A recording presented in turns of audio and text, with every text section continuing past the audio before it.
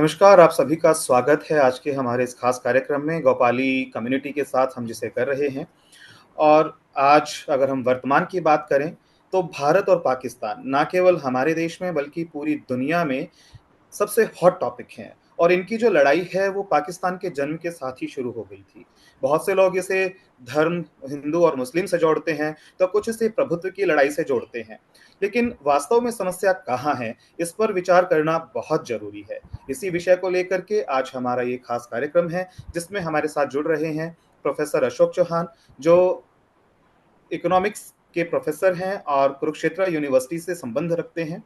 इसी के अलावा हमारे साथ मौजूद हैं गुरनाम जी, जो एसोसिएट प्रोफेसर हैं और 2 बार यूपीएससी का इंटरव्यू दे चुके हैं। और हमारे साथ जुड़ रहे हैं नवीन जौहर जी, जो असिस्टेंट प्रोफेसर हैं और आईआईटी खड़गपुर के स्कॉलर रह चुके हैं। आप सभी का हमारे इस खास कार्यक्रम में स्वागत है। Thank you. आज जो भारत और पाकिस्तान की लड़ाई है वो हर मोर्चे पर, हर जगह अपनी इम्पोर्टेंस दिखा रही है। हर मीडिया चैनल, चाहे वो देश का हो या विदेश का हो, वहां पर अपना स्थान बना चुकी है। ऐसे में पाकिस्तान और इंडिया की मेन प्रॉब्लम जो है, मेन इशू है, वो हिंदू मुस्लिम है, धर्म है, प्रभुत्व है, आर्थिक है, या क्या है? इस पर मैं आप सबकी राय जानना चाहूंगा और शुरुआत करूंगा नवीन जी से।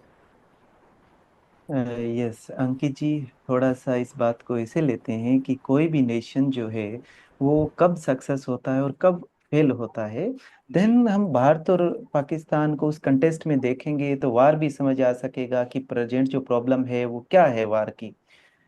देखिए, कोई भी नेशन तब सक्सेस होता है जब उसके अंदर पावर बैलेंस हो जाती है। यानी जी अगर आप प्रोफेसर हैं तो आप प्रोफेसर की चेयर पे बैठते हैं तो आपको लगता है कि आपसे ऊपर बहुत हैं। आप अगर कमिश्नर हैं तो कमिश्नर की चेयर पे बैठते हैं तो आपको लगता है आपसे ऊपर बहुत हैं। आप अगर एमपी हैं तो आपको लगता है आपसे ऊपर बहुत हैं। और इवन अगर आप प्राइम मिनिस्टर हैं तो भी आपको लगता है कि नहीं, पब्लिक के बिना मैं कुछ नहीं हूँ। जी और अगर पब्लिक हैं आप तो पब्लिक को भी लगता है कि तेरे एक वोट से क्या होगा। यानी एक्चुअल में पावर जो है वो इतनी डिस्ट्रीब्यूट हो जाती है कि कहीं एक जगह एग्जिस्ट नहीं करती। जी तो जब तक किसी भी कंट्री के अंदर पावर का डिस्ट्रीब्यूशन नहीं होता है, उस कंट्री के अंदर इंस्टीट्यूशंस जो है वो डेवलप नहीं होते हैं। इंस्टीट्यूशंस डेवलप नहीं होते हैं तो सोसाइटी को, मैं एक जो अपने व्यूअर्स हैं उनको कहना चाहता हूँ, एक बहुत सुंदर बुक है वाई नेशन फेल, ऐसी मोगलों को। उन्होंने इस जी बात पे फोकस किया है कि रिसोर्सेज इंपॉर्टेंट नहीं होते कंट्री के अंदर, इंपॉर्टेंट होते हैं कि उस कंट्री के पास इंस्टीट्यूशन कितने इंक्लूसिव हैं, कितने लोगों को आपस में साथ लेके चलते हैं, तो उससे सोसाइटी आगे जाती है। तो बेसिकली पाकिस्तान का जो फॉर्म, बेसिकली जो इस्टेब्लिशमेंट है, वो जिन्ना के चंद एक लोग जो उनके नज़दीक रहते थे, उनकी अपनी प्रॉपर्टी को, लैंड को बचाए रखने के लिए ये एक तरह का एक स्टेट क्रिएट किया गया। और ये जी बेसिकली जो है, अगर मैं थोड़ा सा लैंड के ऊपर डिस्कस करूं, जैसा मैंने कहा कि अगर कोई भी स्टेट का पावर अगर बैलेंस नहीं है तो वो स्टेट कभी भी प्रोग्रेस नहीं कर सकता है। इंडिया के अंदर आपने देखा है जैसे कि किसी को भी ये नहीं लगता कि किसी की पावर है। लेकिन पाकिस्तान का अगर स्ट्रक्चर हम देखें तो हर बार मिलिट्री जब तख्ता पलट करती है तो हम देखते हैं कि वह 5,000 लोग नहीं मरते हैं। जैसे इमरान खान की इतनी पॉपुलैरिटी थी पीछे, और जब तख्ता पलट हुआ या गवर्नमेंट इमरान खान को बदला गया तो 5,000 लोग नहीं मरे। उसके जी पीछे अंकित जी मेन प्रॉब्लम ये है कि पाकिस्तान में अभी पावर जो है वो बैलेंस नहीं है। क्योंकि पाकिस्तान जब बना तभी से ही इसके अंदर जो लैंड का स्ट्रक्चर है वो बेसिकली, मैं पढ़ रहा था, और एक बड़ा इंपॉर्टेंट फैक्ट है कि एक तो होता है लैंड इनइक्वालिटी, एक जी होता है लैंड इनइक्वालिटी एंड लैंडलेसनेस। दोनों के अंदर अगर इनइक्वालिटी देखी जाए तो अशोकचर, वो जो गिनी कोफिशिएंट है दैट इज 0.84। जी जो अगर हम लैंड इनइक्वालिटी प्लस में उन लोगों को शामिल करें जो लैंड लेस है। जैसे मैं एक एग्जांपल दूं, सपोज करें कि हमारे पास 1,000 एकड़ जमीन है। 1,000 एकड़ जमीन के अंदर से 990 लोगों के पास जमीन नहीं है, और 10 लोगों के पास जमीन है, और 10 के पास अगर एक एक एकड़ जमीन है तो भी आपको वहाँ इनइक्वलिटी दिखाई नहीं देगी, राइट। लेकिन वो जमीन 10 के पास ही है। लेकिन हम लैंड लेसनेस जब साथ में जोड़ लेते हैं तो जो इनइक्वालिटी है वो पाकिस्तान में 0.84 गिनी कोफिशिएंट आता है, जिसको इकोनॉमिक्स में हम टेक्निकली कहते हैं। तो जी बेसिकली पाकिस्तान का जो फ्यूडल है, या पाकिस्तान की मिलिट्री में जो लोग बैठे हैं, पाकिस्तान की जो गवर्नमेंट में लोग बैठे हैं, वो अंकित जी, मेरे कुछ नॉन हैं, वो बताते हैं कि पाकिस्तान में एकड़ में, जो पंजाब में विशेषकर, जी कि जो जमीन है वो कोई एकड़ में नहीं काउंट होती, वो मुरब्बों में काउंट होती है। कि एक मुरब्बे में नहीं, 25 एकड़, कि उसके 50 मुरब्बे हैं, उसके 10 मुरब्बे हैं, उसके 30 मुरब्बे हैं। उनकी जो फैमिली है वो सारी की सारी बैठी हुई है फॉरेन के अंदर, डबल सिटीजनशिप है। और उन्होंने एक नरेटिव बना रखा है कि हमारी जमीन बची रहे, बेसिकली। और जी वो जो एक, जब भी इलेक्शन आता है, जिसे सपोज करो आपको प्रधानमंत्री बनना है, तो जी हम 3 लोग फ्यूडल हैं, तो हम लोगों को कहेंगे कि भाई आप इनको वोट देना। तो वो लोग जो हमारी जमीन जोतते हैं, वो हमें, आपको वोट दे देते हैं। तो जब अब तीसरा कोई सपोज करें कि एक है जो मिलिट्री का चीफ है, वो आपको हटाएगा, तो आपके पीछे तो हम 3 लोग हैं, मिलिट्री तो 10 लाख मिलिट्री है, तो बिल्कुल डेफिनेटली आपको तो हटना पड़ेगा, क्योंकि हम लोग, जो लोग हमारे जमीन जोतते हैं, वो तो आपके पीछे नहीं खड़े होंगे। तो बेसिकली पाकिस्तान में जो मिलिट्री और सिविलियन गवर्नमेंट के बीच में जो पावर है, वो टोटल ही बैलेंस नहीं है। उसकी वजह से मिलिट्री जब चाहे तभी अपना चेंज कर सकती है। ये से बेसिकली मिलिट्री ड्राइवन स्टेट है ना। जी क्योंकि जब से ये स्टेट बना, तब से ही इसकी पावर का स्ट्रक्चर जो है वो फ्यूडलों के हाथ में चला गया, और वहां से नैरेटिव बनता है। तो मैं एक लास्ट में एक पॉइंट कहना चाहता हूँ कि लैंड जो है वो सिर्फ एक रेवेन्यू का माध्यम नहीं रहा है। लैंड एक पॉलिटिकली इंस्ट्रूमेंट रहा है मासिस को कंट्रोल करने का, कि आप मेरी जमीन पे काम करेंगे तो किसको वोट देना है वो मैं डिसाइड करूंगा, जी राइट। लेकिन इंडिया के प्रधानमंत्री को कोई बदले तो हिम्मत नहीं है, क्योंकि मिलिट्री, अगर 15 लाख मिलिट्री है, तो कम से कम अगर 40-30 करोड़ उसके पीछे खड़े हैं, तो मिलिट्री की हिम्मत नहीं है कि इंडिया के अंदर वो बदल सके, क्योंकि बिल्कुल पीएम बेसिकली लोगों को रिप्रेजेंट करता है। सो पाकिस्तान में जो प्रॉब्लम्स है वो मिलिट्री का प्रॉब्लम है, और मिलिट्री चाहती है ये नैरेटिव बना रहे, ताकि वो जो सारा का सारा स्ट्रक्चर है उसको अपने अकॉर्डिंग रखते रहे। मैं इसके ऊपर आपको आगे फैक्ट दूंगा मिलिट्री के ऊपर। सो जी बेसिकली मैंने यही कहना है कि अगर किसी नेशंस के अंदर पावर बैलेंस नहीं होती है, तो नेशन कोलैप्स कर जाता है। बिल्कुल पावर जब इम्बैलेंस होती है उस पे आपने बताया है। लेकिन अगर हम इसी को, क्योंकि इंडिया में जो पावर है वो डिस्ट्रीब्यूटेड भी है, बैलेंस भी है, बावजूद इसके हम बार बार पाकिस्तान से लड़ाई करने चल पड़ते हैं। तो अशोक चौहान जी प्रोफेसर हमारे साथ जुड़े हुए हैं, मैं उनसे जानना चाहूंगा कि जो ये बार बार जो लड़ाई हमारी पाकिस्तान से होती है, आज़ादी के बाद से हम लड़ते आ रहे हैं और आज भी हम उसी मुहाने पर खड़े थे। हालांकि अभी युद्ध विराम की घोषणा हुई है, पर वो कब तक जारी रहेगी वो भी देखने वाली बात है। तो ये जो लड़ाई है, जो वॉर है, इसका जो कारण है वो बताया नवीन जी ने कि इंस्टेबिलिटी जब रहेगी तो उसके चांसेस आते रहेंगे। उसे रोकने के लिए क्या कुछ कर सकते हैं, कैसे रोका जाए, इसके लिए मैं अशोक चौहान जी आपसे बात करना चाहूंगा। थैंक यू अंकित, और डॉक्टर नवीन जौहर का भी बहुत बहुत धन्यवाद कि इन्होंने इतने महत्वपूर्ण विषय के ऊपर ये चर्चा आयोजित की है। ये बहुत ही ज़रूरी है हमारे लिए कि हम गहनता से इसके बारे में सोचें। जी तो अगर हम किसी चीज़ का निदान करना चाहते हैं तो पहले उसके कारणों को भी हमें बहुत डिटेल में समझना पड़ेगा, तभी हम किसी निदान की तरफ बढ़ सकते हैं। बिल्कुल तो इसमें देखने वाली बात है कि एक तो हम फौरी इमीडिएट कारण देख सकते हैं, दूसरा हम थोड़ा दूर, थोड़ा और डिटेल में, क्योंकि अगर कारणों की पड़ताल करनी हो तो उसमें कुछ ऐतिहासिक मिलेंगे, कुछ उसमें आर्थिक मिलेंगे, कुछ जी राजनीतिक मिलेंगे, कुछ सांस्कृतिक भी मिलेंगे, तो कई तरह के कारण मिलेंगे। जी तो डॉक्टर नवीन जौहर की बहुत सारी बातों से मैं सहमत हूँ उसमें। तो मेरा उस तरफ से, मैं इसको मार्क्सवादी लेंस के थ्रू देखना चाहूंगा, उन्हीं तथ्यों को जो उन्होंने जी बताई। ये बात बिल्कुल ठीक है कि पाकिस्तान में लैंड का डिस्ट्रीब्यूशन ठीक नहीं है। वहां पर 5% लोगों के पास ही 2/3 से ज्यादा जमीन है। जी और इस और ऊपर से जो वहां पर मिलिट्री है, उसमें पंजाबी डोमिनेंस बहुत ज्यादा है। यानी पाकिस्तान में कई तरह की एथनिसिटी हैं, पंजाबी हैं, पख्तून हैं, सिंधी हैं और बलूच हैं। 4 तरह की एथनिसिटी मशहूर है। जी मुहाजिर भी हैं, और एक मुहाजिर तो परवेज मुशर्रफ वहां पर राष्ट्रपति भी बन गए थे, आपको मालूम है। बिल्कुल बाकी एथनिसिटीज का सरकार में और मिलिट्री में कोई रोल नहीं है। मिलिट्री में बड़े बड़े ऑफिसर्स को जमीन दी जाती रही है, यानी कि इनाम के तौर पर, या अगर पेंशन नहीं दे रहे हैं तो प्रमोशन के तौर पर या पेंशन के तौर पर।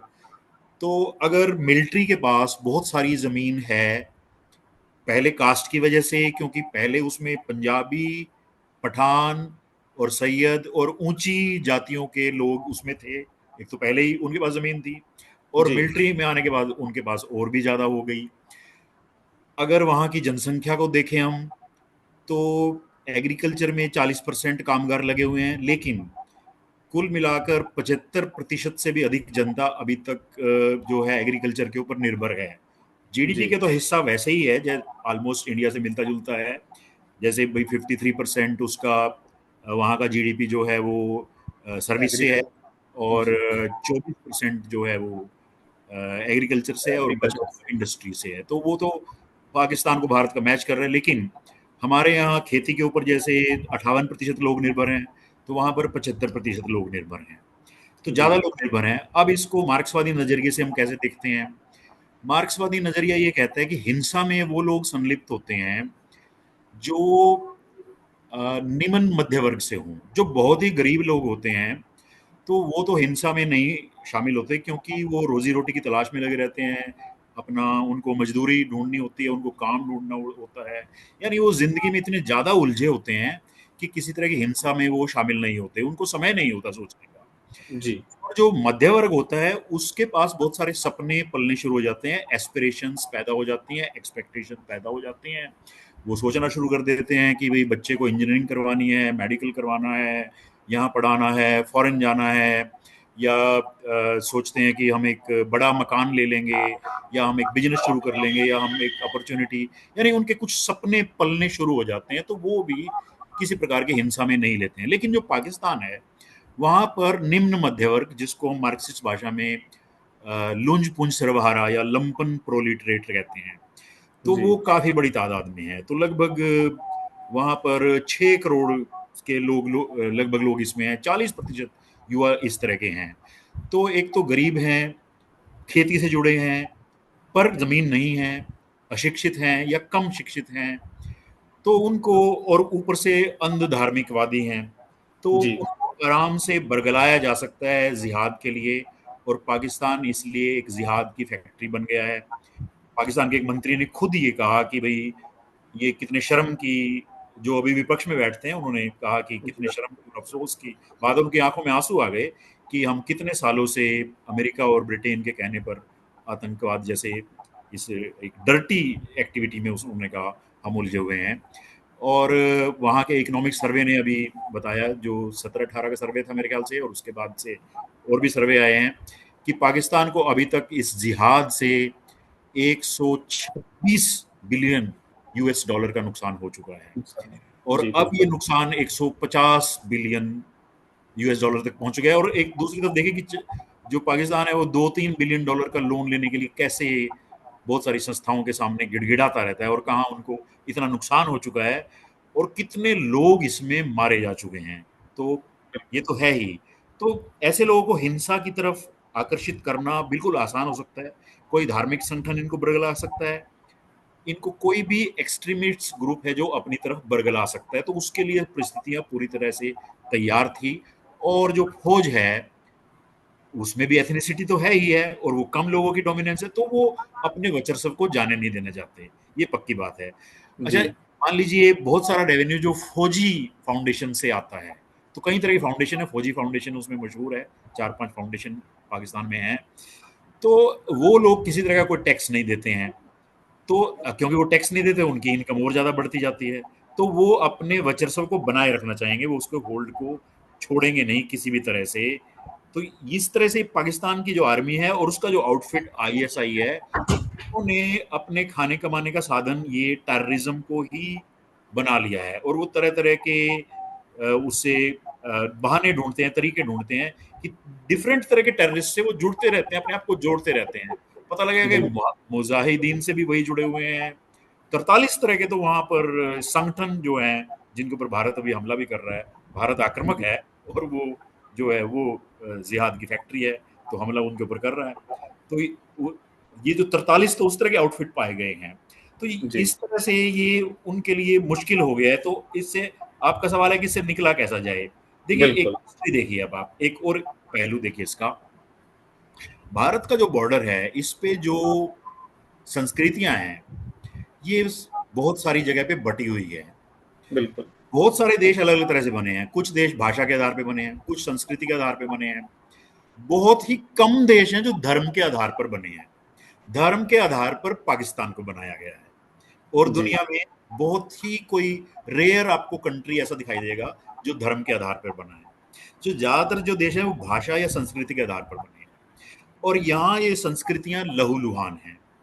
है ये पूरी दुनिया में, भारत में भी है। पूरी दुनिया में युद्ध और आतंक का एक मेन वजह ये है कि हम ऐसी लाइनों की, ऐसी पॉलिटिकल बाउंड्री लाइनों की लीगेसी को ढो रहे हैं जो तरह तरह के कॉलोनियलिज्म से निकली थी।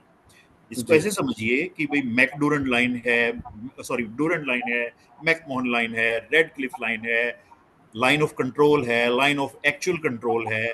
तो 8-10 तरह की लाइनें भारत के चारों तरफ हैं।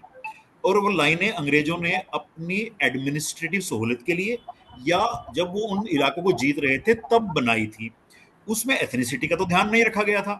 बिल्कुल। आधा पंजाब इधर, आधा उधर, आधा कश्मीर इधर, आधा कश्मीर उधर, आधे सिंधी भाई इधर, आधे सिंधी भाई उधर, आधे बंगाली इधर, आधे बंगाली उधर, इधर। बहुत सारे तमिल इधर, थोड़े से तमिल उधर। हमारे ही देश की बात नहीं है। जहां भी कॉलोनिज्म रहा वहां सब जगह ऐसा हुआ है। जी अफगानिस्तान में देखिए आप, आधे पश्तून पठान इधर, आधे उधर। अब जो पाकिस्तान में पश्तून और पठान रहता है, वो अफगानिस्तान वाले से संबंध रखेगा, बातचीत भी रखेगा, आएगा भी, जाएगा भी, संबंध भी होंगे। और पाकिस्तान उसको देशद्रोही करार देगा, ये पक्की बात होगी।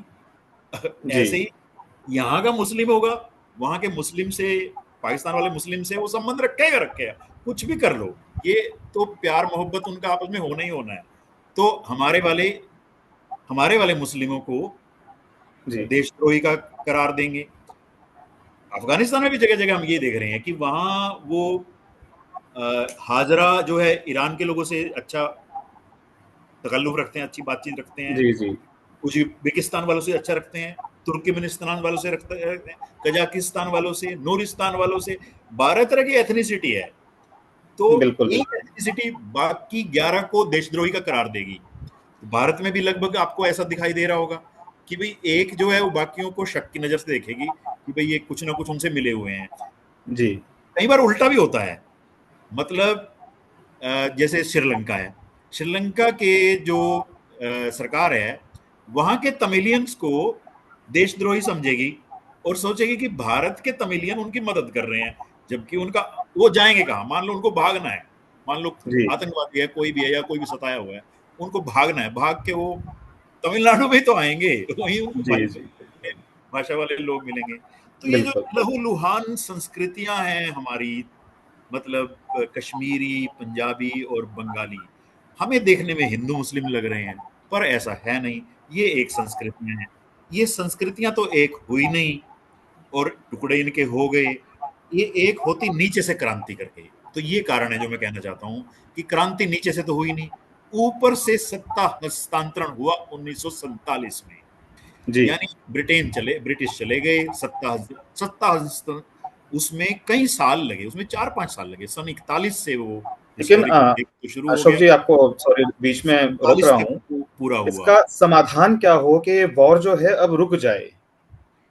देखिए, अब इसको प्रैक्टिकली देखना हो तो अगर इसी एक वार की बात कर रहे हैं तो जी। फिर तो उसका एक समाधान मैं बता सकता हूँ। नहीं, ये देखिए, जो वॉर है इसे, क्योंकि वॉर तो एक सीरीज चली आई है हमारे साथ भारत और पाकिस्तान की, देखिए अगर लेकिन इसी भविष्य में भी समय इस वाली की प्रकार की बात है तो चीजें ना अलग हो। अलग पॉइंट है। लंबे समय से रोकने का तो तरीका यही है कि ये भारत, पाकिस्तान और कश्मीर को एक होना पड़ेगा। ये एक ही जी संस्कृतियां हैं, ये अलग बिल्कुल। हैं ही नहीं। सीधी सी बात है। और जनता इनको नीचे से एक करे। जी जब भी हम इनको ऊपर से एक करने की कोशिश करेंगे तो हो ही नहीं पाएगा। ऊपर वालों को तो काम ही बांटना है। वहां पर बिल्कुल। जो सत्ता में है वो चाहेंगे कि लोग लड़ें। अभी रिसेंटली क्या हुआ आपको हैरानी होगी, मैं आपको बताता हूँ। देखिए, पहले अटैक हुआ बलूचिस्तान में, आतंकियों ने ट्रेन में लोगों को मारा। कहा जाता है कि भारत का हाथ है। हमारे पास कोई प्रूफ नहीं है या नहीं है, कहा जाता है ऐसा ही उनका हाथ है। लेकिन ये पक्की बात है कि बलूचिस्तानी जो हैं वो पाकिस्तान के पंजाबी डोमिनेंस वाले सरकार से बहुत दुखी हैं। जी बिल्कुल। इसके अलावा पाकिस्तान में किसानों का आंदोलन चल रहा था। क्या हुआ कि वहां जो सिंध नदी है वहां पर 5 नहरें बनाने का प्रस्ताव चल रहा था और उस नहरों के खिलाफ वहां के लोकल किसान उसका विरोध कर रहे थे। अब सरकार फंसी हुई थी, उनको लगा कि क्या कर रहे हैं। दूसरी तरफ उधर बलूचिस्तान वाला कांड हो गया तो उन्होंने पहलगाम वाला कांड करवा दिया। अब जी वाला कांड हो गया तो भारत अब कितना सहन करे, कितने सालों से सहन कर रहे हैं। आखिरकार हर एक चीज का एक इंतहा हो जाती है हो तो जाती है, बिल्कुल। कुछ ना कुछ तो फिर एक्शन लेना ही पड़ेगा। तो जी इंडिया ने वो एक्शन ले लिया। उधर से पाकिस्तान की सरकार को बहाना मिल गया अपने किसानों को बरगलाने का, कहने का कि देखो अब नहर नहीं बन सकती है।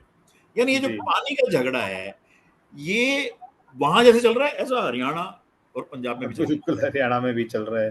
तो मैं एक लाइन में कहना चाहूंगा कि कोई भी झगड़ा एक राज्य नहीं सुलझा सकता है। नंबर 2, एक देश भी नहीं सुलझा सकता है। बिल्कुल। 2 देश भी नहीं सुलझा सकते हैं। ये तो कई कई देशों को मिलकर सुलझाना पड़ता है। ठीक जी है। तो जी इंटरनेशनल कोऑपरेशन की इसमें बहुत जरूरत है। अगर कोई भी युद्ध बंद करना हो तो फौरी तौर पर तो इंटरनेशनल प्रेशर से या तो बंद करेंगे या दोनों में से दोनों देशों को ये लग जाएगा कहीं ना कहीं हमारी जीत हासिल हो गई है।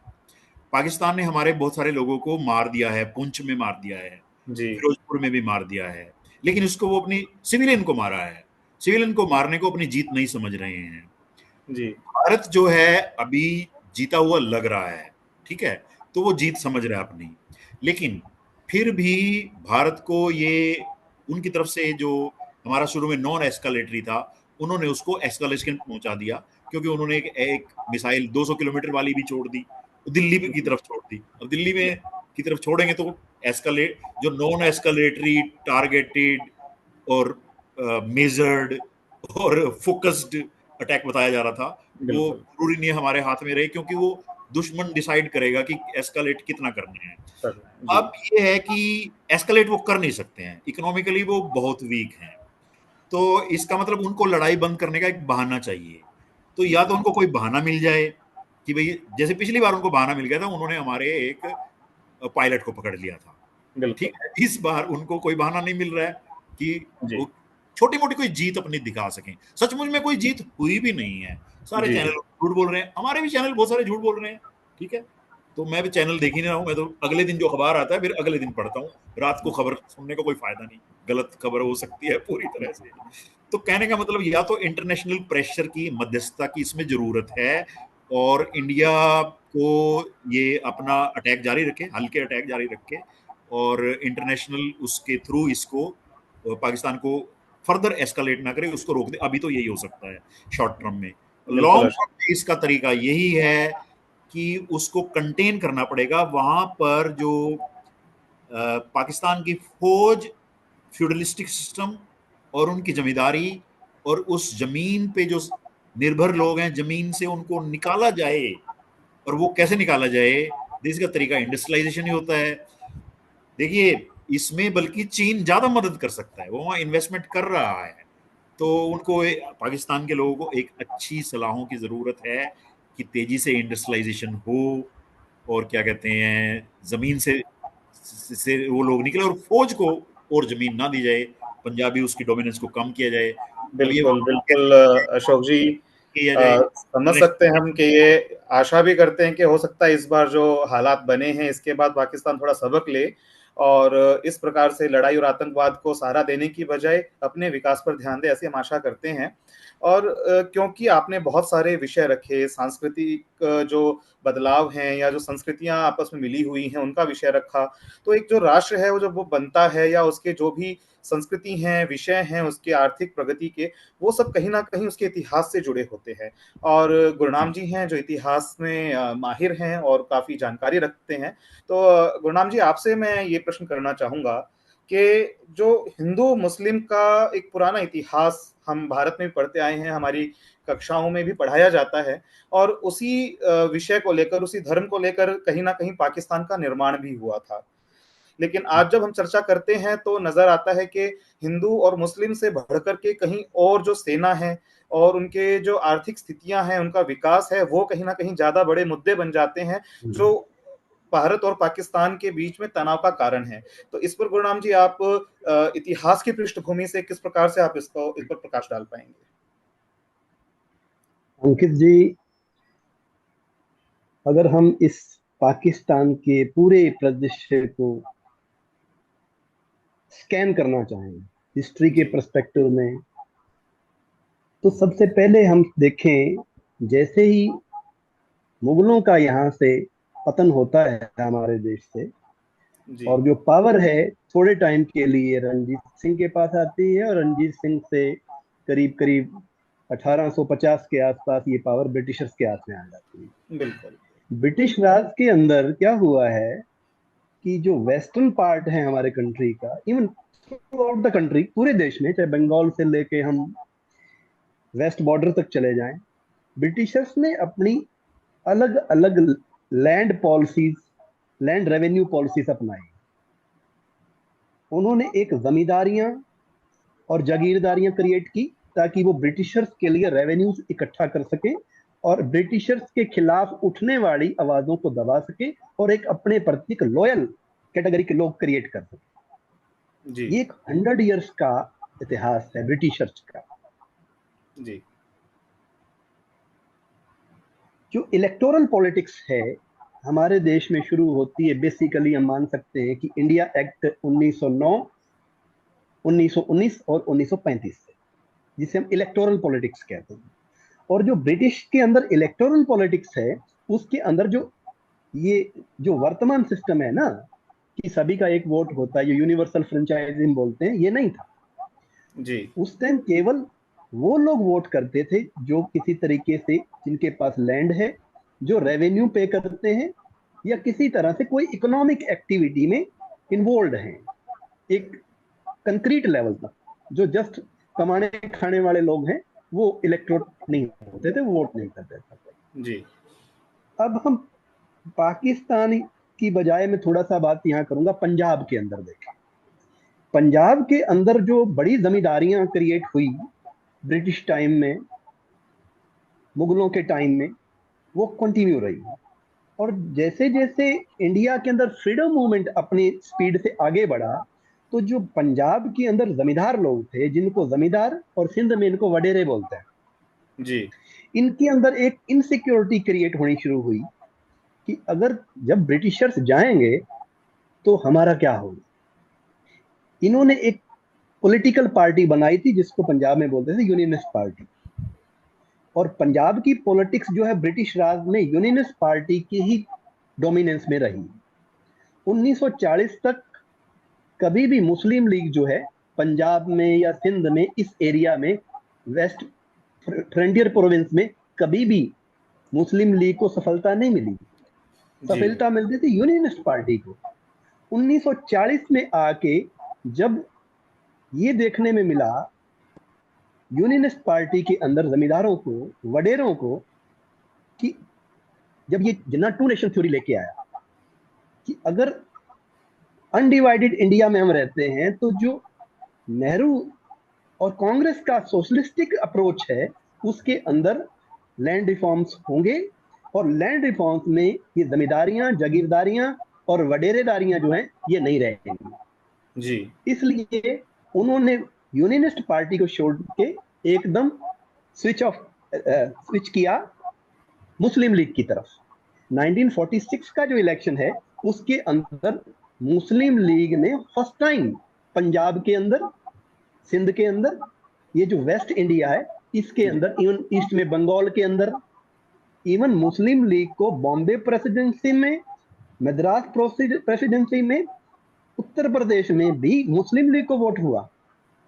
उसका रिजल्ट ये हुआ कि जो जिन्ना टू नेशन थ्योरी को केवल मतलब हवा में थे, वो जमीन पे उतर के आ गई।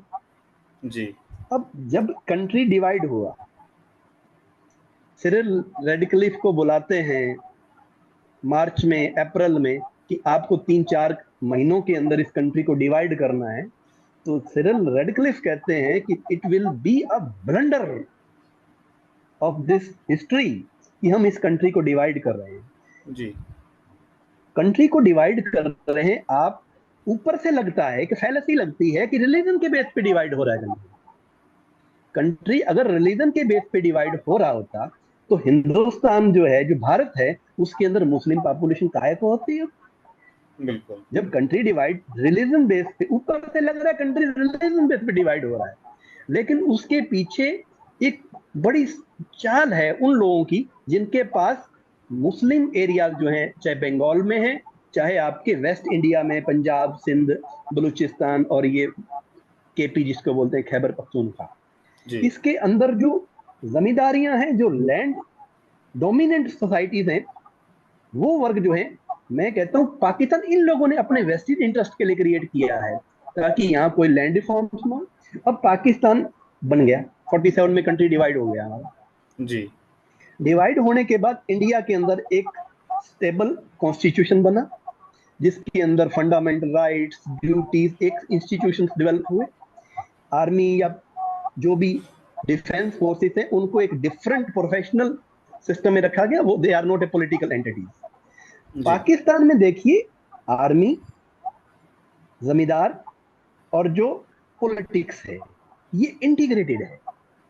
एक बड़ी विडंबना है वहां कि जो सोसाइटी है, सोसाइटी तो है लिबरल, सोसाइटी लिबरल है, सोसाइटी मुस्लिम नहीं है। आप उनके म्यूजिक को देखिए, आप उनकी फिल्मों को देखिए, आप उनके गानों को देखिए, किसी चीज को देखें, वहां कोई इस्लामिक चीज नहीं दिखती है हमारे। जी। सोसाइटी लिबरल है, सोसाइटी कल्चरली डेवलप है। लेकिन जितने जर्नल्स आ रहे हैं वो क्या कोशिश कर रहे हैं कि हम रिलीजन, जो फैनेटिज्म है, जो बिगेटरी है, जो धार्मिक कट्टरवाद है, उसको आगे बढ़ाएं ताकि लोगों को हम डिल्यूट कर सकें।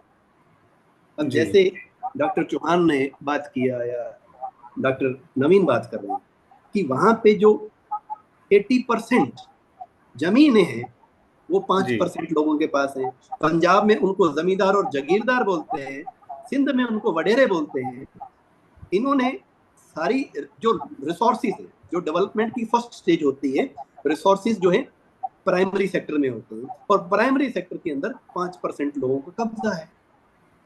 एक खास बात और देखने की है, इंडिया से ज्यादा फास्ट स्पीड से अर्बनाइजेशन हुआ पाकिस्तान। जी। आप 60 का दशक देखें, 70 का दशक देखें, 80 का दशक देखें, पाकिस्तान के अंदर इंडस्ट्रियलाइजेशन हमारे से फास्ट हुआ। कारण था क्योंकि सोसाइटी का 90% लोगों के पास कोई प्रोग्रेस की अपॉर्चुनिटी थी ही नहीं। तो फैसलाबाद, गुजरांवाला, हैदराबाद, सक्खर, मोंटगोमरी, मुल्तान, बहुत जल्दी वहां पे शहरों का विकास हुआ। लोगों को लग गया कि गांव के अंदर इतने रिसोर्सेस नहीं है और हमारे पास, क्योंकि हम लैंडलेस हैं, हम जस्ट एक्सप्लॉइट होंगे, वो शहरों की तरफ मूव किए। लाहौर की पॉपुलेशन 3-4 लाख थी जब इंडिया का पार्टीशन हुआ है और आज लाहौर की पॉपुलेशन 1 करोड़ से ऊपर है। जी। कराची नो डाउट तब भी बड़ा शहर था, कराची तब भी बड़ा शहर। अब देखें, जो फर्स्ट डेकेड है पाकिस्तान की, 1950 से मैं 65 तक आ जाता हूँ, 15 साल, जनरल अयूब के हाथ में पावर है। उसके बाद जो लोग पावर में आ रहे हैं वो आर्मी द्वारा, आर्मी के स्टूज हैं, वो आर्मी द्वारा फिट किए हुए लोग हैं। जी। उसके बाद 99 से 2009-10 तक पावर रहती है जनरल मुशर्रफ के पास। पावर जो है नीचे तक नहीं गई है। अभी नवीन सर भी बता रहे थे कि हमारे गांव में कोई बाहर की शक्ति सरपंच नहीं नियुक्त कर सकती है, सरपंच गांव वाले लोग ही चुनेंगे। और पाकिस्तान के अंदर जब प्राइम मिनिस्टर को बदला जाता है, एक गोली नहीं चलती है, वो 4 टैंक ले आकर गांव बड़े चौराहों पे खड़ा कर देते हैं शहर के अंदर, मुल्तान में, लाहौर में, इस्लामाबाद में, रावलपिंडी में, और पावर चेंज हो जाती है। और फिर अगले 10, 12, 15 साल तक जनरल पावर में रहता है और कोई उसको पूछता नहीं है। बिल्कुल। बाद में वेस्ट से आवाजें आती हैं कि डेमोक्रेसी लाया जाए, डेमोक्रेसी को लाया जाए, वो बाहर से डेमोक्रेसी लाई जाती है। अब मैं आ रहा हूं आपके साथ प्रेजेंट पर्सपेक्टिव। जी। ये जो इंडस वाटर ट्रीटी करी गई 1960 में, देखिए जमीन और पानी को इकट्ठा करने से ही प्रोडक्शन आती है प्राइमरी सेक्टर। तो जो पाकिस्तान के अंदर वडेरे जमींदार जो लैंड को कंट्रोल करने वाले, जो पूरी इकोनॉमी को कंट्रोल करने वाले लोग थे, उन्होंने अपने वाटर रिसोर्सेज को सिक्योर करने के लिए इंडस वाटर ट्रीटी की। हालांकि ये इंडस वाटर ट्रीटी जो है हमारे कंट्री के लिए बहुत ज्यादा बेनिफिशियल नहीं रही, क्योंकि जो टोटल वेस्ट, ये जो रिवर्स है 6 रिवर्स में जो टोटल वाटर था इसके अंदर, हमारे को तो उसमें से सिर्फ 20% ही आवंटित हुआ, 80% तो पाकिस्तान को मिला उसमें। उससे ये हुआ कि नॉर्थ इंडिया में हमारे राज्यों में वाटर डिस्प्यूट बड़े, हरियाणा, पंजाब, दिल्ली, राजस्थान के, हिमाचल के अंदर, क्योंकि वाटर रिसोर्सेज हमारे पास कम रहेंगे, उनके पास ज्यादा रहे। तो जो इंडस वाटर ट्रीटी को एब्रोगेट किया है, ये बहुत बढ़िया स्टेप है गवर्नमेंट का। इससे पाकिस्तान के ऊपर एक इकोनॉमिक डिटरेंस आएगा, हमारे हाथ में आ जाए कि हम अपने आप उसको कंट्रोल में लेके आए। दूसरा पर्सपेक्टिव है कि वर्तमान में ये जो वॉर है इसको हम कैसे डील करें। पहले तो मैं देखता हूं कि गवर्नमेंट ने इस बार अपने पॉलिसी को चेंज किया। कश्मीर को जो एक डिस्प्यूट बना के रखा है पाकिस्तान में, उसके पीछे भी जो वाटर इनसिक्योरिटी है ना पाकिस्तान के जमींदारों और वडेरों की, वही उसके रूट्स में है। जड़ वहां पे है प्रॉब्लम की, और हम क्या कर रहे हैं कि हमेशा पत्तों को काटते रहे, टहनियों को काटते रहे, उन्हें जड़ नहीं उखाड़ी उसकी। अब पाकिस्तान के अंदर जो आर्मी है वो पावर को शेयर करती है। हमारे कंट्री में और उनके कंट्री में एक बेसिक डिफरेंस है। हमारा कंट्री जो है वो बैलेट से चलता है, यहाँ पावर लोगों के हाथ में जी। लोग बैलेट से गवर्नमेंट को डिसाइड करते हैं, इसीलिए हमारे देश में गवर्नमेंट पावरफुल है, तो गवर्नमेंट के पीछे लोग हैं।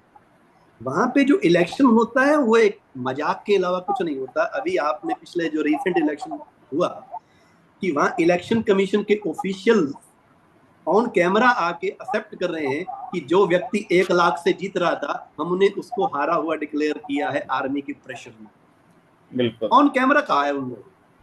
तो फिर डेमोक्रेसी तो एक माहौल है ना जी। डेमोक्रेसी देखने में लगती है कि वहां की डेमोक्रेसी है, वहां कोई डेमोक्रेसी नहीं, रियल में डेमोक्रेसी नहीं है।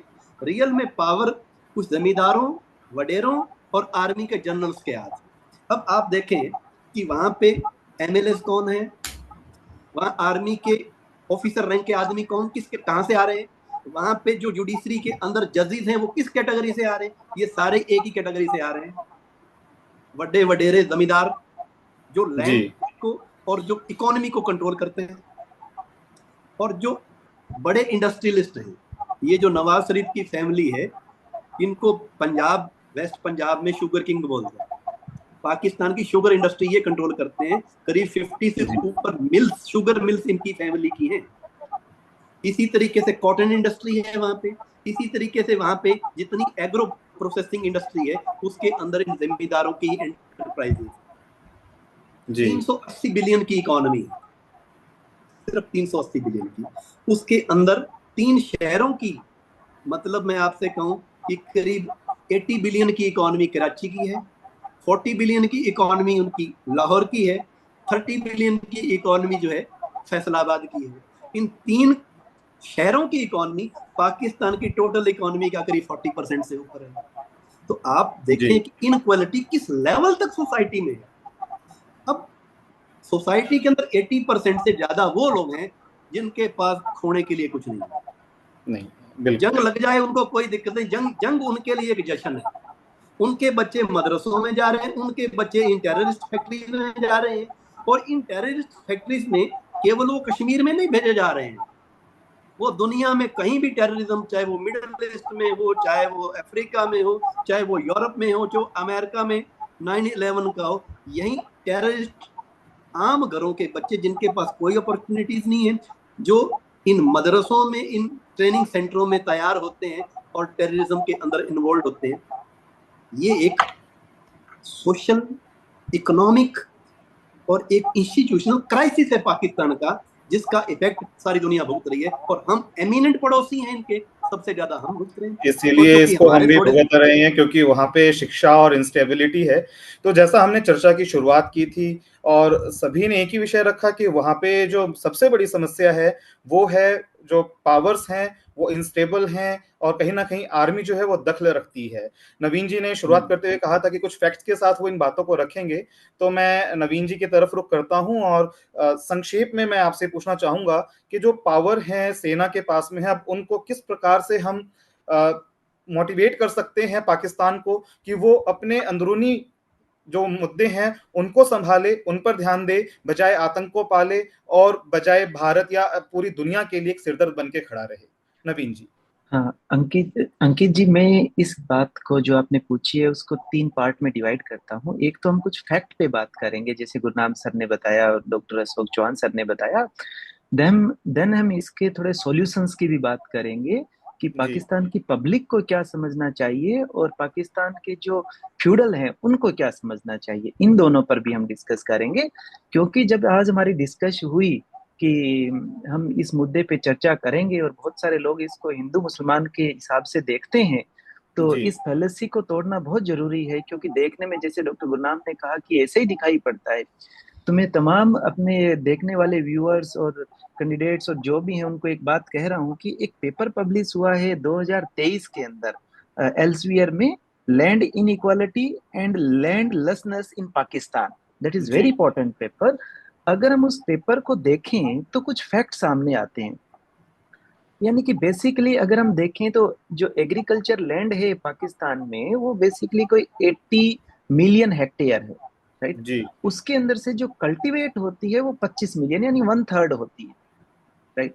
वन जी थर्ड के अंदर एक इंटरेस्टिंग बात यह है कि 1/3 के अंदर 50% जो 25 मिलियन हेक्टेयर कल्टीवेट होती है, वो उसके अंदर से लगभग 14 मिलियन हेक्टेयर सिर्फ और सिर्फ पंजाब में होती है। और जी उस पंजाब का 73% हिस्सा इरिगेटेड है, यू कैन थिंक, है ना।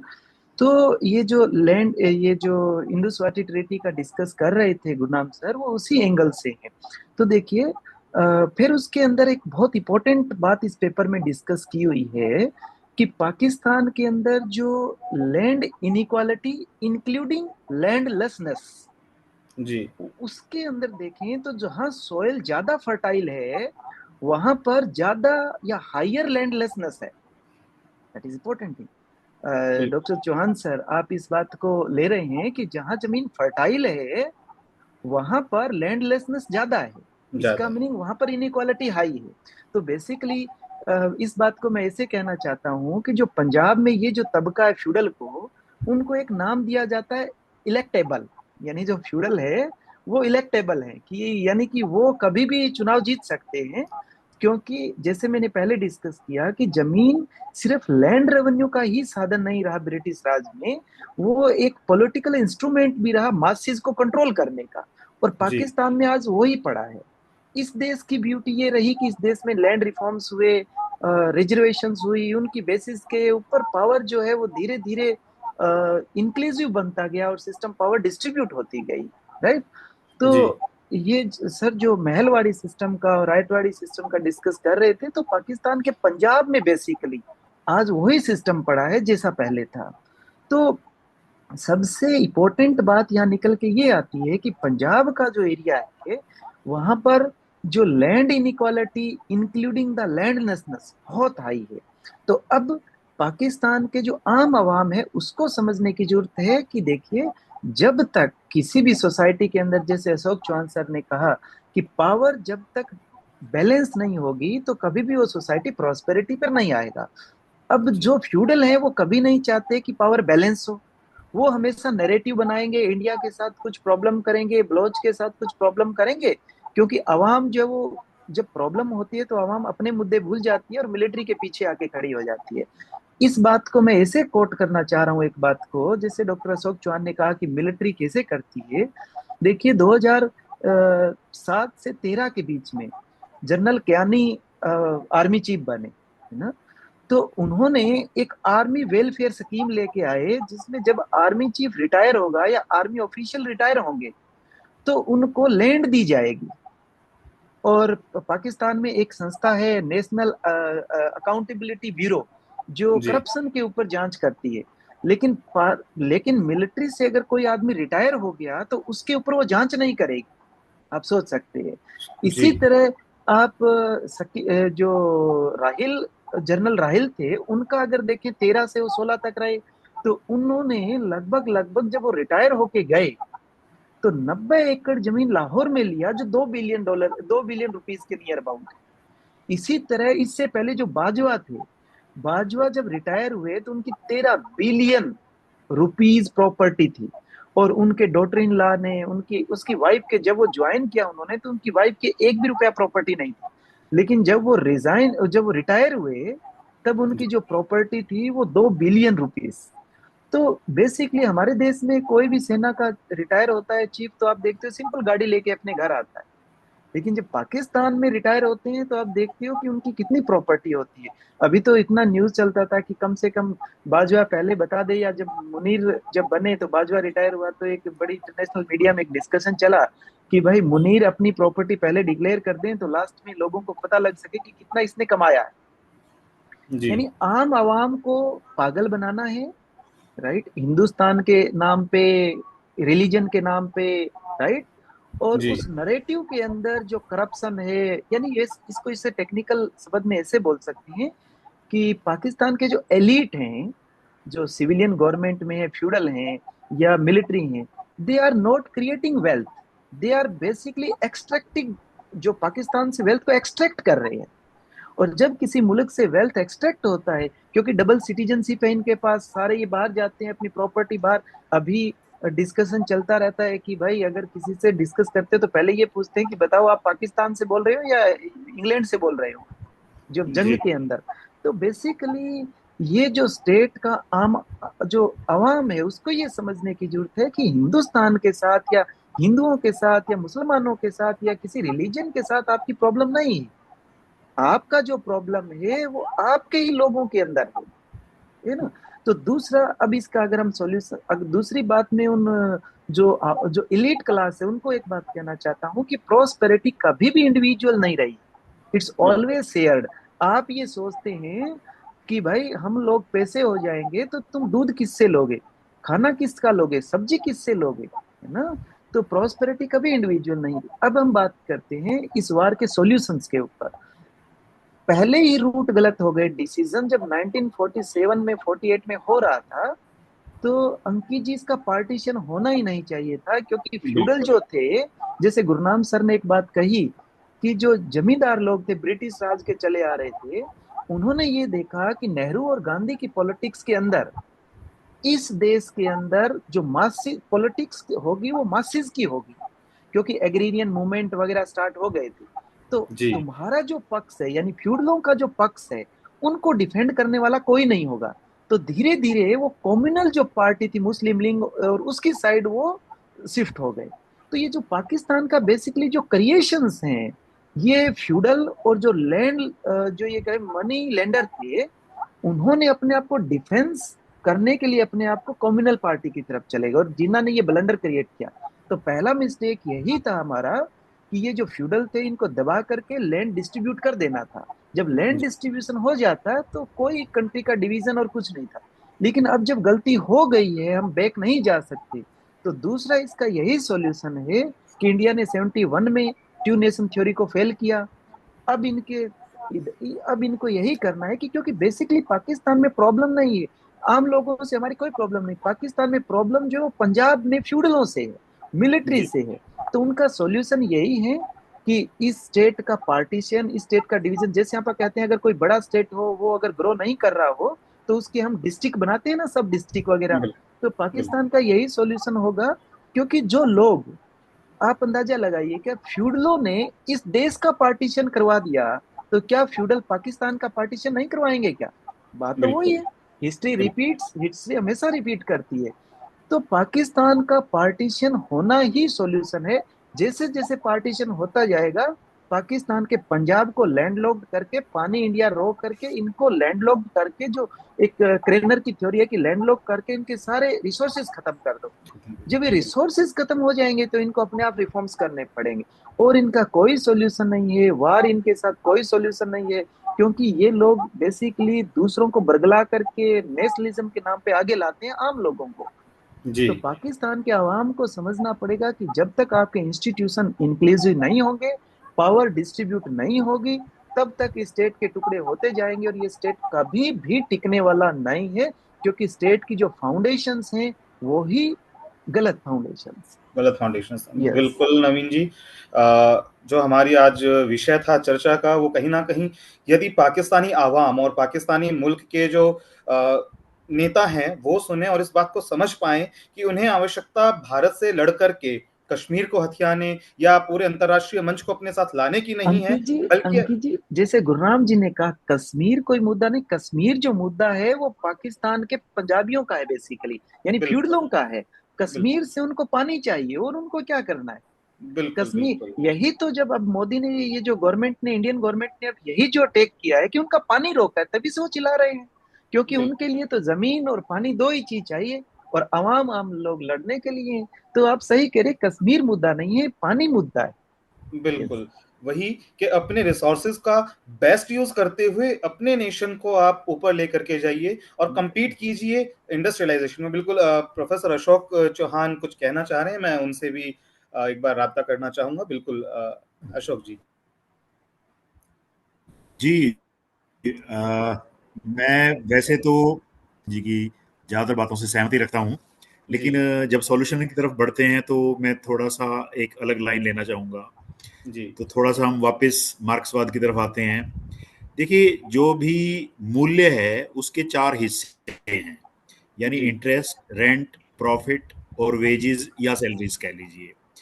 इस वेजी या सैलरीज तो मेरे वर्ग को, मेहनतकश वर्ग को, काम करने वाले को मिलता है जी। तो पूंजी के मालिक होते हैं किसी भी तरह की पूंजी के, उनको इंटरेस्ट, रेंट और प्रॉफिट मिलता है जी।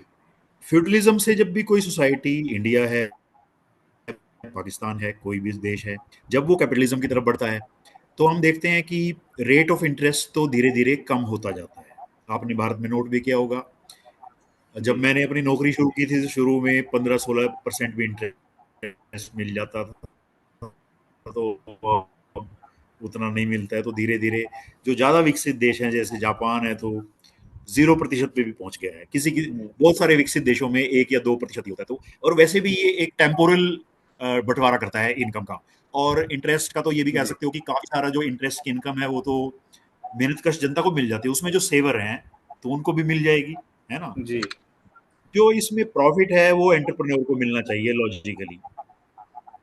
अब जो कंपनीज एक्ट है उसके हिसाब से कंपनीज को प्रॉफिट तो इनफाइनाइट हो सकता है, लेकिन लॉस उनका अपने शेयर के बराबर हो सकता है, और कंपनीज का राज पूरी दुनिया पे हो गया है। फिर भी मैं डॉक्टर नवीन जौहर से, क्योंकि बार बार बातचीत होती रहती है और मैं उसमें सहमत हूँ कि मार्केट मैकेनिज्म, कैपिटलिज्म काम कर सकता है अगर खूब कंपटीशन हो, क्योंकि फिर प्रॉफिट कम होगा, अब मिनिमम हो जाएगा और उतना ही मिलेगा जितना वो मेहनत कर रहे हैं, जितना रिस्क कर रहे हैं उससे ज्यादा उनको मिलेगा नहीं, नो प्रॉब्लम। समस्या कहाँ है? समस्या वही है जो पहले दोनों विचारक बता चुके हैं, वो है रेंट, यानी जो इनइक्वल है लैंड का डिस्ट्रीब्यूशन, और जो बिना काम किए उसका जमीन का जो भाड़ा खा रहा है, रेंट खा रहा है, और बेइंतहा रेंट खा रहा है। अब जो पीजेंट्स हैं, पीजेंट्री है, कमजोर गरीब लोग हैं, वो पाकिस्तान में जो काम कर रहे हैं वो सारे मेहनत कर रहे हैं और उसका खाना, उसके जो कमाई निर्भर है, बिजली पे निर्भर है और चीजों पे निर्भर है, लेकिन उसका बड़ा हिस्सा ज्यादा से ज्यादा बिना प्रोडक्टिविटी को बढ़ाए ही वो रेंटियर क्लास खा रही है। तो डॉक्टर नवीन इसमें देखिए पूरी तरह से सहमति जता रहे हैं। ये बहुत पुरानी बात है, ये रिकार्डो के समय से बात चली आ रही है, रेंटियर क्लास के ऊपर उन्होंने हमला किया था, रिकार्डो से फिर मार्क्स ने सीखा। तो बाकी दोनों चीजों पे मैं हमला नहीं कर रहा हूँ इंटरेस्ट पे और प्रॉफिट पे नहीं कर रहा हूँ, सेफ साइड लेते समय, क्योंकि मैं ज्यादा क्रांतिकारी नहीं दिखाई देना चाहता हूँ। तो लिमिटेड वे में मैं कहना चाहूंगा कि जो ये रेंटियर क्लास है, इसके रेंट को हमें लेना पड़ेगा, इसको छुड़वाना पड़ेगा, वहां की जनता को बताना पड़ेगा कि भाई ये आपकी मेहनत का फल खा रहे हैं, और उसको फल के केक के साइज को बिना बड़ा किए ही ज्यादा से ज्यादा लूट खपात फैलाना पड़ता है। वो भी नहीं करवाते, आप फिर भीख मांगने पे उतर आते, लोन लेने पे, लोन के भी बड़े हिस्से को खा जाते हैं। ठीक है, तो जनता को ये समझ में आ जाए कि ये निकम्मी जो क्लास है इसको उखाड़ फेंको। तो देखिए आखिरकार एक मार्क्सिस्ट के मन से ये बात तो निकलेगी कि उसको उसको एक रिवॉल्यूशन की, एक क्रांति की तो जरूरत है ही। चलो पूरी तरह से क्रांति ना भी करें तो कम से कम इतना कैपिटलिज्म तो लाएं कि भाई वहां पर रेंटियर क्लास जो है वो नगा पाए, जो मेहनत करने वाला है या तो वो वेज और उसको सैलरी मिले वो मैक्सिमाइज हो, या जो कम से कम जो एक अच्छे हेल्दी कंपटीशन में अगर प्रॉफिट कमा रहा है तो मैं उसको भी that आज is के दिन reward, में हमेशा नहीं that is profit is a reward. Yes yes. So मैं ठीक एक है, बात डॉक्टर अशोक चौहान के सर तो कहना यही इसका चाहूंगा। हल है। Thank you. यस, कि सर जो रेंट की बात कर रहे हैं, that is rent income without production, that is the rent. तो यस, सो डेफिनेटली इसके लिए समाधान तो पब्लिक, क्योंकि सबसे इम्पोर्टेंट अंकित जी बात ये है कि नरेटिव जो होता है, फैलेसी जो होती है, फैलेसी वो होती है जो लॉजिकल दिखाई तो देती है लेकिन उसमें कुछ कुछ मिसिंग होता है। जैसे मैं एक छोटा सा एग्जांपल आपको दूं कि हम अगर स्टेडियम में मैच देख रहे हैं तो कोई एक आदमी कहे कि देखो खड़ा होके देखें तो मैच अच्छा दिखाई देता है ना, तो सारे लोग खड़े हो जाएं तो मैच दिखाई नहीं देगा। नहीं दिखाई तो देगा। क्या है कि जो फैलेसी होती है वो लॉजिकल तो लगती है लेकिन उसमें कुछ न कुछ मिसिंग होता है। तो इसके पॉलिटिशियन इसके बहुत यूज करते हैं इस फैलेसी को ना। तो ये जो आम पब्लिक को, आवाम को एजुकेटेड होने से भी ज्यादा, क्योंकि साइंस में भी फैलेसी ऑफ साइंस भी है, तो एजुकेटेड होने से भी ज्यादा हमें अवेयर होना चाहिए, किसी की बात को डाउट करना चाहिए, इवन साइंटिस्ट भी क्यों ना हो, कि क्या ये कोई फैलेसी तो नहीं है, क्या ये कोई नैरेटिव तो नहीं है।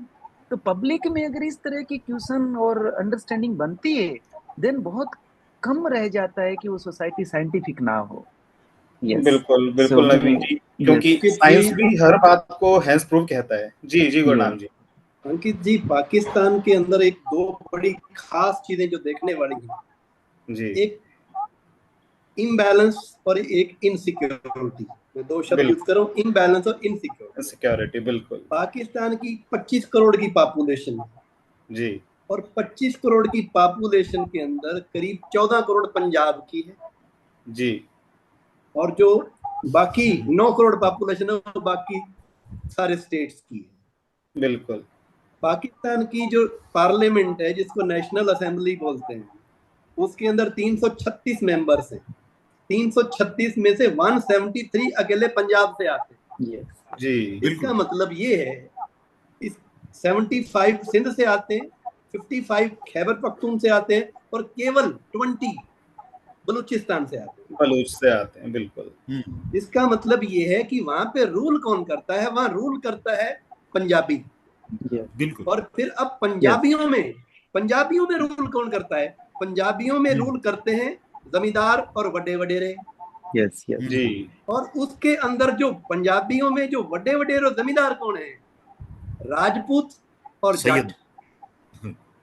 नहीं, सैयद है मस्जिदों तक, मौलाना टाइप। मौलाना को इन्होंने यूज किया है बाकी पब्लिक को बेवकूफ बनाने के लिए, इन जमींदारों ने और वडे वडेरों ने। Yes yes. अब पाकिस्तान के अंदर एक कॉलोनियलिज्म आज भी चल रहा है जहां पे बलूचों के और पश्तूनों के जितने रिसोर्सेज हैं पंजाबी एक्सट्रैक्ट कर रहे हैं। बिल्कुल। Yes yes. देखिए बलूचिस्तान में और बाकी पाकिस्तान में सारे मुस्लिम ही हैं जी। अब जनरल मुनीर कह रहा है कि it is a two nation theory, हम उसको सही प्रूव करें। टू नेशन थ्योरी 71 में भी गलत प्रूव हुई और टू नेशन थ्योरी आज भी गलत प्रूव हो रही है जब बलूच कह रहे हैं कि we are a different nation.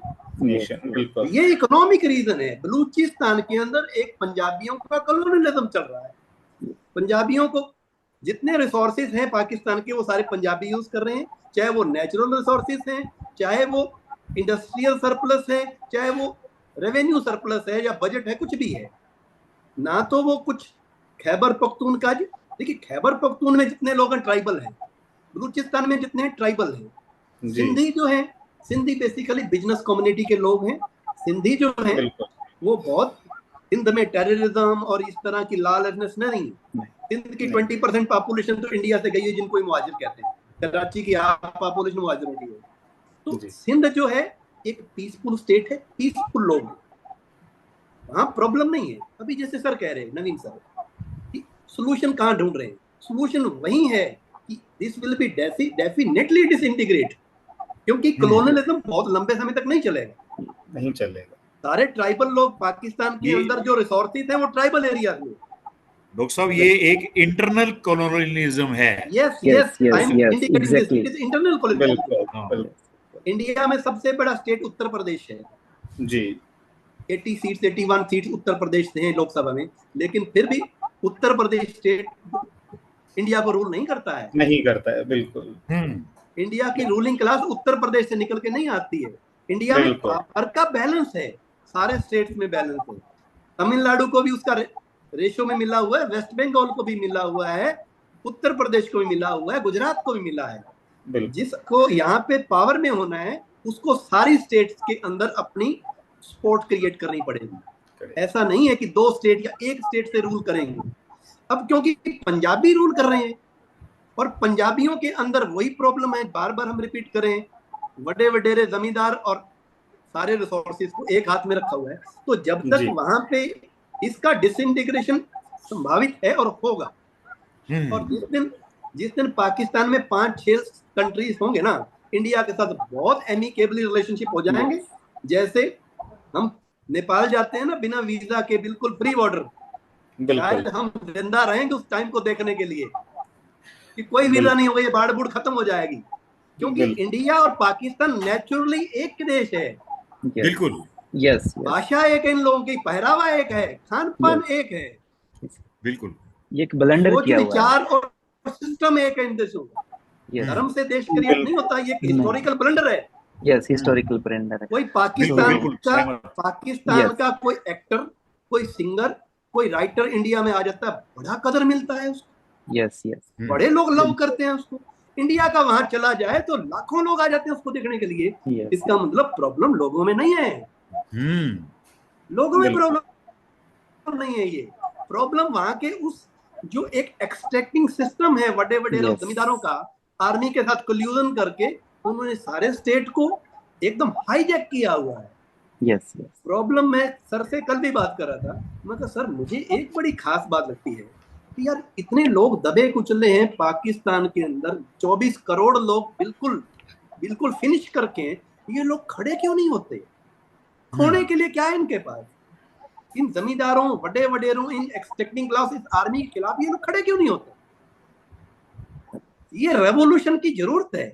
अब हम वहां पे, इंडिया वहां पे रेवोल्यूशन क्रिएट नहीं कर सकते। बिल्कुल हम नहीं क्रिएट कर सकते। हम तो कुछ भी क्रिएट करते हैं अगर हम उनको किसी तरीके से सपोर्ट भी करते हैं, मॉरली सपोर्ट भी करते हैं, जिस तरह हमने BLA को या बलूचिस्तान लिबरेशन का जो मूवमेंट है, हमने उसको मॉरली सपोर्ट किया है कि डेफिनेटली उन लोगों को दबाया जा रहा है, उनको उनके राइट्स मिलने चाहिए। हमने तो इतनी बात कही, मोदी जी ने इतनी ही बात कही थी।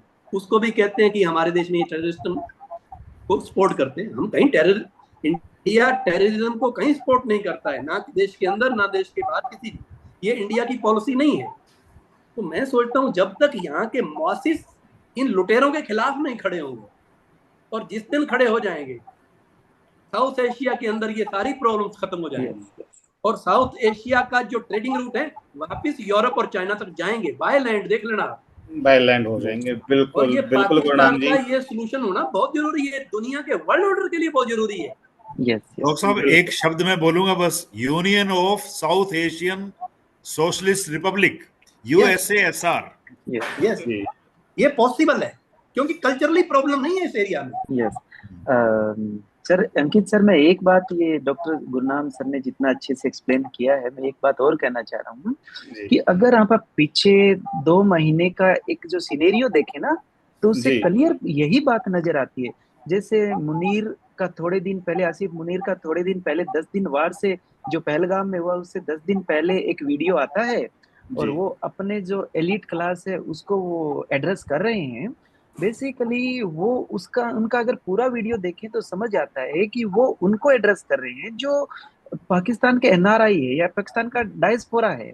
वो बेसिकली इमरान खान के साइड है, क्योंकि इमरान खान वैसे फ्यूडल नहीं है जैसे ये शरीफ और ये मुनीर और ये जो लोग हैं, ऐसे फ्यूडल नहीं है। वो एक आम आदमी निकल के आया है सोसाइटी के अंदर से, तो वो उसको पता है कि प्रॉब्लम क्या है। लेकिन जब वो प्रधानमंत्री था तो उसको बाजवा को एक्सटेंशन चाहिए था, क्योंकि पाकिस्तान के मिलिट्री के अंदर थोड़ा सा इमरान खान ने प्रॉब्लम क्रिएट की, उसके मिलिट्री को तोड़ने का कोशिश किया।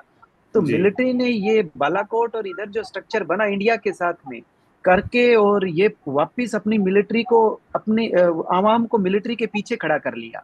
एंड देन जब मिलिट्री के पीछे आवाम खड़ी हो गई तो आपने देखा कि उसको हटा करके इमरान को जेल में दे दिया और वापिस आ गए। तो आप इस पूरे सिनेरियो को देखें तो जब अब मुनीर का जो लेक्चर है, वो मुनीर के प्रॉब्लम क्या हो रही थी अभी रिसेंट में, कि मुनीर जो इंडिया का, जो पाकिस्तान का डायस्पोरा है, वो ट्रंप को सपोर्ट करता बेसिकली। तो वहां वो लोगों ने ट्रंप के ऊपर प्रेशराइज किया है कि आप इमरान खान को बाहर निकालें। तो ये पूरे लेक्चर में मुनीर को आप देख सकते हो, वो कह रहे हैं हम बलूचिस्तान को हम हैंडल कर लेंगे, कोई प्रॉब्लम नहीं आने देंगे इंडिया के साइड। तो अब उसको वहां से हैंडल करने के लिए उन्होंने बात की। और दूसरा, उन्होंने ये एक टैक्टिक छोड़ा कि थोड़ा सा अगर हम इंडिया के साथ कुछ कर लेते हैं थोड़ी बहुत, तो बिल्कुल जो आवाम है वो भी हमारे साथ आ जाएगी और वापिस वही रिपीटिशन और वो पुराने मुद्दे लोग भूल जाएंगे और वैसे ही चलता रहेगा। तो ये जो स्ट्रक्चर है वो जैसे प्रेमचंद अपनी उसमें कहते हैं गोदान में साहूकार जैसा, वही स्ट्रक्चर पाकिस्तान में अभी भी चल रहा है। और इसका यही सॉल्यूशन है, या तो वो इसके रिफॉर्म्स करें जो एलिट क्लास चाहती है कि पाकिस्तान बना रहे, अदरवाइज इसका डिसइंटीग्रेट होना डेफिनेटली है। और फिर ये जो रूट बनेगा पूरा सेंट्रल एशिया तक, और आप ओपनली जा सकते हो, हर तरह की ट्रेड कर सकते हो, इतनी डाइवर्सिटी है, इतनी कल्चरली ये लोग रिच है। और पूरे ग्लोब के, अंकित जी, पूरे ग्लोब के ईस्ट साइड देखें तो रिसोर्सेज, जो नेचुरल रिसोर्सेज है, वो पूरे ग्लोब में ईस्ट में ही है। बिल्कुल सबसे इंटरेस्टिंग बात है ये। और फिर भी ये जो प्रॉब्लम है ये क्यों है? क्योंकि ये जो फ्यूडल स्ट्रक्चर रहा है ओवर द टाइम हिस्ट्री में, अगर हम देखें तो यही कल्चर इवॉल्व होती रही यहाँ से, इसने इस पूरे ईस्ट को डाउन रखा है। हालांकि ईस्ट की जो कल्चर है वो जल्दी डेवलप नहीं हुई है, 5000 साल से इवोल्यूट होकर के धीरे धीरे बनी है। कल्चर बहुत रिच है, इवोल्यूशन बहुत स्लो। इस डॉक्टर चौहान इस बात से सहमत होंगे शायद कि ईस्ट का जो कल्चर है वो बहुत स्लो डेवलप हुआ है। ये वेस्टर्न कल्चर की तरह कोई 1000 साल में डेवलप नहीं हुआ है। लेकिन इसकी जो प्रॉब्लम्स है सारा का सारा, वो कहीं ना कहीं फ्यूडल और इम्बैलेंस पावर के अंदर है। तो पाकिस्तान के अवाम को इस प्रेजेंट की घटना से भी समझना चाहिए कि मिलिट्री तुमसे क्या चाह रही है। बिल्कुल नवीन जी, ओवरऑल इस डिस्कशन का निष्कर्ष यही है कि जो पाकिस्तान की आवाम है उसमें स्वचेतना का विकास हो, वो खुद से जागरूक हो और खुद स्टैंड लें और अपने देश के लिए सोचें। वरना भारत इसके निवारण के लिए तैयार है, बैठा है आज एक राष्ट्रवादी सरकार के नेतृत्व में। और इसी के साथ अपनी संस्कृति के अनुरूप गुरनाम कुछ कहना चाह रहे हैं शायद। अंकित, एक चीज देखें, नुसरत को सुनने वाले लोग इंडिया में ज्यादा हैं। बिल्कुल। गुलाम अली को सुनने वाले लोग इंडिया में ज्यादा हैं। बिल्कुल, इंडिया पॉपुलेशन ज्यादा है तो ज्यादा ही होंगे। इसका मतलब ये कि कल्चर जो है जी, जो सिविलाइजेशन का सिस्टम है हमारे देश का और पाकिस्तान का अलग नहीं है। ये देश एक है बेसिकली। ये तो गुरनाम जी, हमारी जितनी भी सभ्यताएं हैं, मोहनजोदड़ो, हड़प्पा, वो सब इसी पूरे एरिया में ही एक्सपेंड हुई हैं। ये तो एक छोटी सी एक मैं अंकित जी एक छोटा सा वीडियो में देख रहा था कि किसी ने पाकिस्तान की साइड से कोई वीडियो बना के भेजा कि भाई देखो सिखों के लिए कि आपका तो गुरु अपना जो नानक जी हैं वो तो अपने पाकिस्तान में है, तो इधर सिखों अपने पंजाब से एक वीडियो वापिस गया कि नहीं नहीं भाई, एक्चुअल में पाकिस्तान का जन्म बाद में हुआ है, नानक जी तो भारत में ही जन्मे थे। बिल्कुल यही बात है। और इसीलिए बस यही हम अपनी संस्कृति के अनुरूप कामना कर सकते हैं कि पूरे विश्व का मंगल हो, कल्याण हो सबका, और पाकिस्तान जो है उसे सद्बुद्धि आए, उसकी आवाम जो है वो जागरूक हो, उसमें स्वचेतना का विकास हो, वो अपनी जो सरपरस्त हैं उनसे सवाल करे, वाजिब सवाल करे कि हम किस दिशा में उन्हें लेकर जाया जा रहा है, और वो भी भारत की तरह विकास के पथ पर चलें और पूरे इस एशिया में शांति की स्थापना हो। इसी के साथ आप सब व्याख्याता हैं, ज्ञानी जन हैं, अपने विचार रखे हैं। आशा करते हैं कि लोग इन विचारों को सुनेंगे और पाकिस्तान तक, उसकी आवाम तक भी हमारे विचार पहुंचे और वो जागरूक होकर के कुछ ना कुछ उचित कदम उठाएं। इसी कामना के साथ आप सभी को नमस्कार। Thank you. नमस्ते। Thank you.